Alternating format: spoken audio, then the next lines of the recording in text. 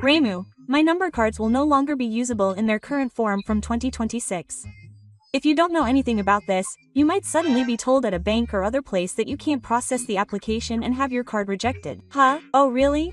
Now that you mention it, I've heard that paper health insurance cards can no longer be made, so I wonder if everything will be consolidated into my number cards. It's convenient, but I'm worried that things will continue to move forward without me really understanding what's going on. The purpose of this explanation is to alleviate those uncertain anxieties. This isn't just about health insurance cards. Cards will be digitized from 2026. What? Are the current cards going away? Oh, the functions of the current physical cards will gradually be transferred to smartphones. Let's delve deeper into the benefits and precautions that come with this change. It's important to know both the specific good points and the things you need to be careful about. That's right. If you watch this video to the end, you'll first understand the true nature of your vague anxiety and be able to clearly see the big picture of the changes. Next, you'll be able to sort out both the specific benefits and the benefits that you really need to be careful about. It's important to be able to make calm judgments based on facts, not emotions. And the most important thing is to know 5 smart actions that you can put into practice starting tomorrow, so that you can walk confidently in the digital society of the future. It's not just about knowing, but also knowing specifically what to do from now on. Then, instead of just being afraid of change, I feel like you can prepare positively. That's right. I'll explain so that everyone can survive in the digital society. First, let's talk about the current My Number system. While it has convenient functions such as being able to obtain a resident registration card at a convenience store, many citizens are worried about issues such as the disclosure of personal information. We've been hearing about it a lot recently, especially in the news about insurance. It was supposed to be convenient. I wonder why there are so many problems. I'd like you to explain it from the basics. You've hit on a good point. In order to understand this issue, we need to correctly understand My Number and My Number card. In fact, My Number and My Number card are completely different things. Huh? Really? I thought they were referring to the same thing. So what exactly is the difference? First of all, the IN number is a 12-digit personal number that is assigned to every person with a resident registration in Japan and never changes. It's just a series of numbers. Here's the important part. I understand that the number itself is the My Number. On the other hand, the My Number card contains the 12-digit number as well as the person's photo, address, name, and age. It also has an embedded IC chip, which allows it to be linked to various information. In a sense, it's a physical ID card. IC. So the number is data and the card is an object. The card is what the government is desperately trying to popularize. It's true that most people around me have one. How did they get it so popular? The government invested a huge budget in a large-scale My Number point project that began in September 2020. A random number? Oh, if you make a My Number card and register for a specific service, you can get up to 20,000 yen worth of points. That's why so many people applied for the card. It's like they lured people with money. It may seem like a somewhat forceful approach, but the adoption rate has increased dramatically as a result. Yes, it has reached a level where the majority of the population has it. But here's the problem. It may have been popularized, but the reality is that it's not going according to plan. Not going according to plan? What do you mean? The reality is that the government's biggest trump card for popularizing the card, the Mina health insurance, has not been used at all. It would be convenient if it could be used as insurance, but why is the usage rate so low? There are multiple reasons, but there are 2 main ones. One is the delay in introducing the system on the medical institution's side. It's not enough to just set up a reader. The preparations on site haven't kept up. The other reason is much more serious. There have been a series of high-profile system problems where other people's information has been accidentally linked. Wait a minute, what do you mean by other people's information being linked? For example, someone else's medical information or drug information could be registered. If this happens, it could lead to incorrect diagnoses. It's not a life-threatening issue. It's too scary to use. Right? With so many high-profile problems happening one after another, the public's trust in the system has plummeted to the bottom. It's a natural reaction. With such a big problem, the government should have taken a step back and reconsidered. Surprisingly, the government has gone ahead with the Pope's policy, as if ignoring all this confusion and public anxiety. A policy that ignores everything. What on earth have they done? They have decided to stop issuing new health insurance cards that everyone is currently using as of December 2024. What? They're abolishing them. The problems haven't been resolved yet, so what happens to people who don't have a card? For those people, something called a qualification confirmation certificate will be issued as an alternative. However, this also has its own problems. Good. So you have a rough idea. But what are the problems with this qualification confirmation certificate? It has a very short validity period of 1 year at most. In other words, you have to go to the city hall every year to renew it. Every year? Isn't that incredibly inconvenient? It would be an enormous burden for the elderly and the disabled. That's right. It's no exaggeration to say that this is effectively a forced measure that says, if you don't want to go through all this troublesome paperwork, you have to get a My Number card. Far from making things more convenient through digitalization, it's actually causing inconvenience to the public. This is just too bad. This series of moves is nothing short of a huge blunder by the government, causing great confusion among the people with repeated troubles and wasting even more tax money to deal with them. The more I hear about it, the more I can't understand why the government keeps doing such a ridiculous thing. I wonder if there's a reason for it. You're sharp, Reimu. What I've said so far is actually just supporting information. Behind these problems lies the government's true intentions, which are not known to the public. True intentions? Not just a simple mistake, but intentional? I think that this conviction lies in the standardization of information. Why does the government want to control all of its citizens' information so much? Let's explain this topic. It is said that the My Number card will be abolished in 2026, but abolition is a phrase that means abolishment in the fifth place. To be precise, is not the end of the system, but the beginning of a transition to a more powerful personal ID system. What? It's not abolishment. Then what does it mean to go ahead with it? Behind this is the government's strong will to make up for Japan's digital lag and increase its international competitiveness. This new card is the trump card for that. I see. So there's a big goal. Yes. And the government has been quietly preparing for this transition since 2023. The biggest reason they're using the word abolition is to scrub the image of the card, which has been tarnished by repeated troubles. It's true that the image was at its worst due to the series of troubles. That's right. They want to reset the deep-rooted suspicion among the public. You could say it's a strategic brand change for that purpose. Isn't changing the name just an image strategy? It's understandable that people would think that. The essence of it is nothing more than an enhancement and evolution of the system. The real purpose is to standardize the functions on smartphones, not just the physical card. They're even putting the functions on smartphones. For example, you can get a resident registration card with just your smartphone, or complete your tax return with an app, without having to line up at the government office. They'll probably push that kind of convenience to the forefront. But isn't there a huge risk if you drop your smartphone? We'll get to that risk later. First, let's look at the major changes to the new card. Let's explain in detail the intentions behind each one.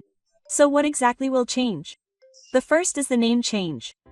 The aim is to ease the sense of surveillance that the term My Number itself carries. The name may be decided through a joint proposal. Even if it is joint proposal, it ultimately sounds like part of an image manipulation. The second is all about design. It will be simplified by adding Mount Fuji, and universal designs such as larger letters will be introduced. The design change is ultimately an image strategy. The third is a change in the information. First, the gender notation will be removed from the surface of the card in consideration of privacy. The information will be recorded in the IC chip. It's a good thing that the gender notation will disappear. Next, as an international measure, Roman letters will be fine, and all notations will be unified to the age calendar. It feels sloppy that the age calendar was mixed in. That's right. A system where different names are mixed is a sign of poor initial design that is prone to errors, and this is finally being corrected. The fourth is an extension of the validity period of the electronic certificate. It will be doubled from the current 5 years to 10 years. If it's valid for 10 years, it feels like there's no escape from it once it's created. This is probably a measure to lock citizens into the system for a long period of time. People who are unsure about operating digital security devices may find themselves in a more difficult situation. People who are not good at using smartphones may be worried about being left behind. The problem of the digital divide will become more serious. The fifth is the simplification of PIN numbers. The 4 complicated types will be consolidated into 2. Fewer PIN numbers will be helpful, but the aim is to encourage usage. The 2 consolidated types will probably be for identity verification, such as logging in, and for electronic signatures, which are used for important decision-making such as contracts. Finally, the sixth is the improvement of convenience in the renewal and unlocking procedures. The renewal period is currently 3 months before the expiration date, but it will now be possible to renew up to 1 year in advance. If renewals can be made up to 1 year in advance, there will be plenty of time to respond. Furthermore, unlocking will be possible with a smartphone. Unlocking with a smartphone is convenient, but will security be okay? That's a good question. As a countermeasure, the use of biometric authentication such as face and fingerprints will become essential. Does that mean the country will store biometric authentication information? That's right. There is a possibility that we are moving towards a world where the country will have a system that controls even the physical characteristics of its citizens. Wow. In exchange for convenience, we will hand over our own bodily information to the country? It feels like in exchange for convenience, we will be gradually incorporated into a larger and larger system without even realizing it. That's exactly right, Reimu. At first glance, these changes seem like improvements. But what is this calculated one that will skillfully guide citizens into a larger and more comprehensive digital management system? Each one may seem like a small change, but they are all connected. I wonder what kind of digital management system lies ahead. So far, we have looked at the transition to new cards. But what lies ahead is a society of centralized digital management. Let's explain in more detail the advantages and disadvantages that such a society will bring. What kind of future will it bring in concrete terms? First, the government considers the trump card of digitalization to be the consolidation of functions into smartphones. Support will begin on Android devices from May 2023 and on iPhones from spring 2025. In terms of advantages, mandatory procedures will change dramatically. Not having to carry around a physical card certainly seems convenient though. Oh, for example, you'll be able to file a moving notification from your smartphone even in the middle of the night, and you'll be able to complete various administrative procedures by answering just a few questions. It'll be really helpful not having to go to the city hall on weekdays. There will also be more collaboration with private services. You'll be able to smoothly complete hotel check-ins and taxi contracts with just your smartphone's ID verification without having to show your driver's license. That's convenient, but it's not all good news. What are the challenges? The biggest challenge is what's called a single point failure. I've never heard of a single point failure before. Oh, so if your smartphone is damaged or stolen, you won't just lose your phone. You'll lose your identification documents, your health insurance, your driver's license, and access to your financial assets, such as your bank accounts. You'll lose all of these fundamental elements of your social life at once. What? If you lose just one smartphone, your identity, your health, and your money will all be at risk. It's scary just to think about it. This risk is immeasurable, especially for seniors and people who aren't used to digital security. In the event of an emergency, you will need to call the toll-free number available 24 hours a day, 365 days a year or report to the police, but doing so calmly in the midst of a panic is extremely difficult. It's like a dead end. To begin with, it's cruel to expect people to contact you by phone if they've lost their smartphones. Next, let's look at integration with existing systems. First, let's look at the case of health insurance. The benefit is improved quality of medical care. What exactly does improved quality of medical care mean? For example, if you're traveling and have an accident, even if you're not aware of it, paramedics can instantly check your allergies, heart attacks, and medication history from your smartphone information. This means you can receive appropriate first aid.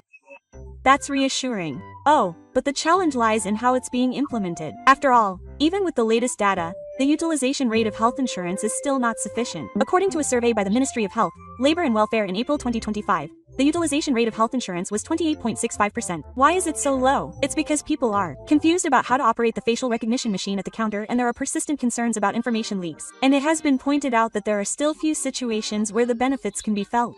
Certainly, insurance is sufficient, but that's not the only problem.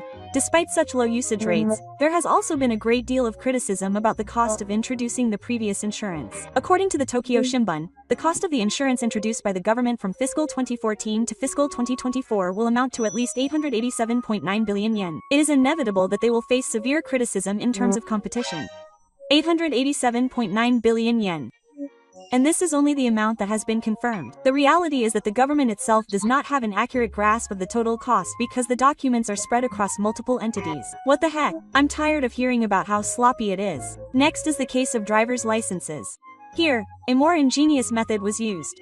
What did they do this time? They made integration optional, but set a clear difference in the fees for new acquisitions and renewals, so that the previous license would be cheaper. They said it was a better deal. That's how they're trying to manipulate people. This can be seen as a de facto forced choice based on economic rationality. We can see a strong will to manipulate the public in the direction the government wants. And the final stage is bank accounts and understanding of financial assets. Now, let's talk about money. What are the benefits of this? The Thinking Course Management Act of April 2025 required financial institutions to confirm the linkage with my number when introducing new courses. The government's points are that it allows for the prompt delivery of benefits in the event of a disaster, and prevents tax and money laundering and ensures tax fairness. It's good that support reaches people in need quickly and that the number of people who do bad things decreases. But I still have some reservations about the government knowing about my financial information. That's the biggest point of contention. How can we balance the interests of society as a whole with the privacy of individuals? This is a very difficult issue that requires careful discussion. There is the potential for a more convenient society, but there are still many challenges that we need to face in order to achieve that. That's right. The move toward a digital society has the potential to enrich our lives. However, at the same time, it raises new questions about how we should live within it. So far, we've looked at the digitally centralized society, but I think you understand that there are also serious disadvantages. Oh, the privacy violations and concerns about a surveillance society behind convenience make me feel uneasy, as if I'm being swallowed up by a huge vortex. That's why each and every one of us needs to think about how to protect our own information in this changing era. From here on, I'll explain 5 specific self-defense measures for that purpose. Is there anything I can do? Please let me know. But before that, let's review the 3 fundamental risks we will face in the future. The first is the arrival of a surveillance society. Since all information, from health information to financial asset transfer history, will be collected by the country, there is a risk that the state will be able to monitor its citizens. It's suffocating to think that the country knows everything about us. The second is information abuse and security. Huge databases are always at risk from cyber attacks and other threats, but the biggest problem lies with the people and systems that operate the systems. What does that mean? Just as in the past, when a local government employee lost a device containing personal information, the risk of 100,000 errors will never be zero. If one occurs, the damage will be catastrophic. It's scary to think that the information of all citizens could be put at risk if one person makes a careless mistake. And the third is to declare the digital divide. There is a risk that people who do not have smartphones or cannot use them will be hindered from government services. The idea of leaving no one behind is a false alarm. The gap between those who have convenience and those who do not will continue to widen. That's right. In light of these risks, I will explain 5 self-defense measures that can be put into practice immediately. Yes, please. The first action is the most important. Develop the ability to see through government information without just looking at it. The ability to see through. The government emphasizes the benefits but often intentionally does not talk about the risks. Look at multifaceted information such as critical opinions from experts and case studies, and see the essence of things for yourself. This is the foundation of everything. It's important to have the ability to think for yourself, rather than just believing what you're told. The second action is to thoroughly manage your own information. Mina Portal can be used online. It's a good idea to get into the habit of checking it regularly. I've looked at Mina Portal a few times, but I haven't checked it regularly. There, you can check the entire history of your information and which government agencies you've exchanged with. Keep an eye out for suspicious access yourself. You can even check things like that. It's like having your own personal information watchdog.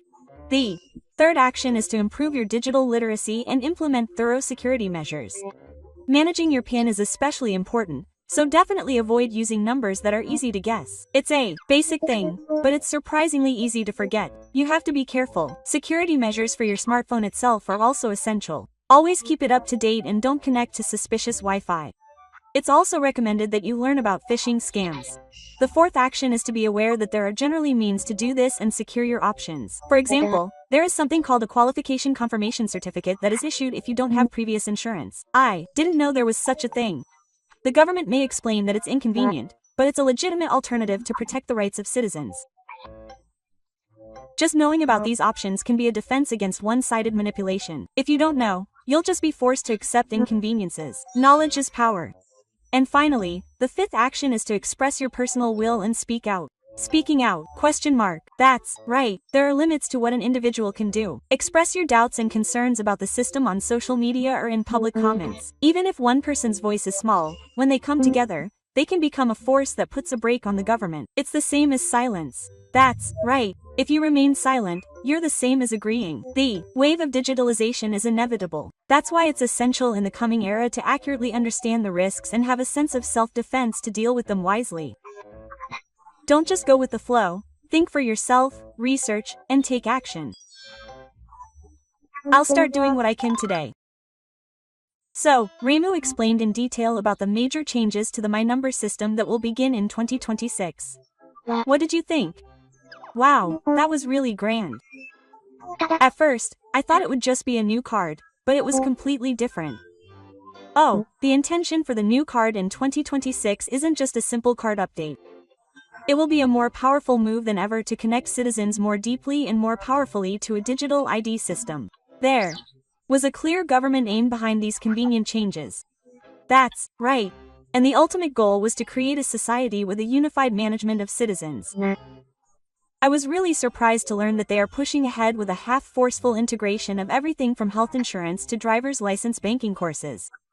Beyond that, serious issues await, such as the risk of a single failure where you lose everything with just one smartphone, and the reporting of the information gap by the monitoring committee. Hearing that makes me feel like there's nothing we can do. That's why the self-defense measures I explained earlier are so important. Measures we can take. That's right, don't blindly believe government information, but develop the ability to see through it. Use MyNaPortal to manage your own information. And above all, don't remain silent and speak up. Instead of just going with the flow, each and every one of us needs to think for ourselves and face it wisely. That's exactly right, Remu. The huge wave of digitalization is inevitable. That's why we need to accurately understand the risks and continue to think about what we can do to protect our freedom and privacy. This channel will continue to provide useful information for the elderly, so I would be happy if you would subscribe to the channel. Just watching the videos will help relieve your anxiety about retirement. That's right. See you in the next video. Thank you for watching.